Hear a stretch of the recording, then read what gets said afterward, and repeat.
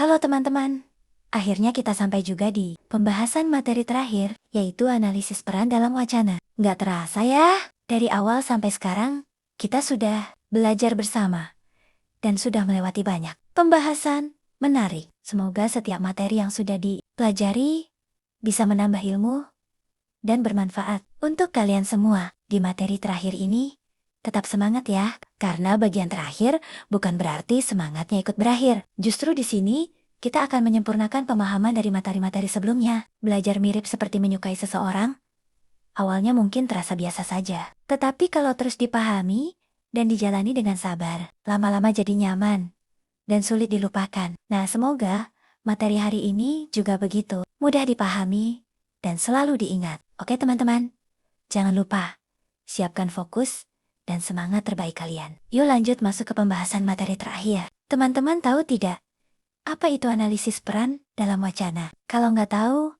sini aku jelasin. Jadi, analisis peran dalam wacana merupakan kajian yang membahas fungsi atau peranan unsur-unsur bahasa dalam sebuah kalimat maupun rangkaian kalimat dalam wacana. Dalam sintaksis, peran berkaitan dengan hubungan antara predikat dan unsur lain, seperti subjek, objek, pelengkap, maupun keterangan. Peran tersebut menunjukkan siapa melakukan apa, kepada siapa, dengan apa, di mana, dan bagaimana suatu peristiwa terjadi dalam wacana. Analisis peran tidak hanya melihat struktur kalimat secara gramatikal, tetapi juga memahami makna dan fungsi setiap unsur dalam konteks penggunaan bahasa. Oleh karena itu, analisis peran sangat penting dalam memahami isi sebuah teks atau percakapan secara menyeluruh. Jenis-jenis peran dalam wacana. Pertama, peran pelaku agent. Peran pelaku adalah unsur yang melakukan suatu tindakan atau aktivitas. Contoh, ayah menanam pohon di halaman. Ayah sebagai pelaku, menanam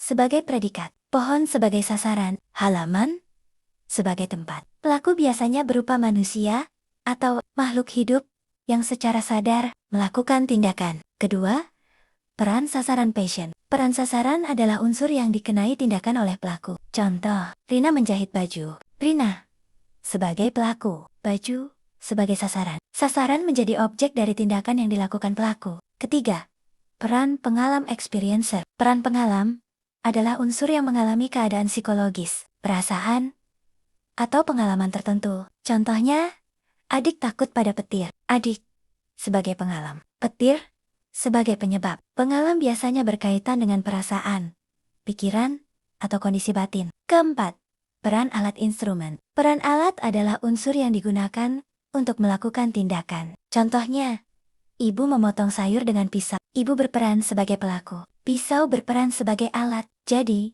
alat membantu pelaku dalam melaksanakan tindakan. Kelima, peran tempat location. Peran tempat menunjukkan lokasi berlangsungnya suatu peristiwa. Misalnya, mereka belajar di perpustakaan. Di perpustakaan sebagai tempat. Peran tempat menjelaskan lokasi kejadian dalam wacana. Keenam, peran waktu. Time. Peran waktu menunjukkan kapan suatu peristiwa berlangsung. Misalnya, kami berangkat pagi tadi. Pagi tadi berperan sebagai waktu. Peran waktu membantu memperjelas urutan atau kronologi peristiwa. Ketujuh, peran penerima resipien. Peran penerima adalah unsur yang menerima sesuatu dari pelaku. Misalnya, guru memberikan hadiah kepada siswa. Guru sebagai pelaku, hadiah sebagai sasaran, siswa sebagai penerima. Penerima biasanya ditandai dengan kata depan, kepada, atau untuk. Dalam sebuah wacana, peran-peran tersebut saling berkaitan sehingga membentuk makna yang utuh. Analisis peran membantu pembaca memahami hubungan antar unsur dalam teks. Contoh, pagi itu Andi membawa buku ke sekolah. Di kelas, ia memberikan buku tersebut kepada temannya. Jika kita analisis, unsur Andi berperan sebagai pelaku, unsur buku berperan sebagai sasaran, unsur ke sekolah berperan sebagai tempat, unsur pagi itu berperan sebagai waktu, unsur temannya berperan sebagai penerima. Dari analisis tersebut, dapat dipahami bahwa setiap unsur memiliki kontribusi makna dalam membangun isi wacana. Oke teman-teman, sampai sini dulu ya pembahasan kita di video kali ini. Makasih banyak udah nonton sampai akhir. Semoga videonya bermanfaat dan bikin kamu makin semangat belajar. Sebelum menutup video ini aku mau pantun dulu.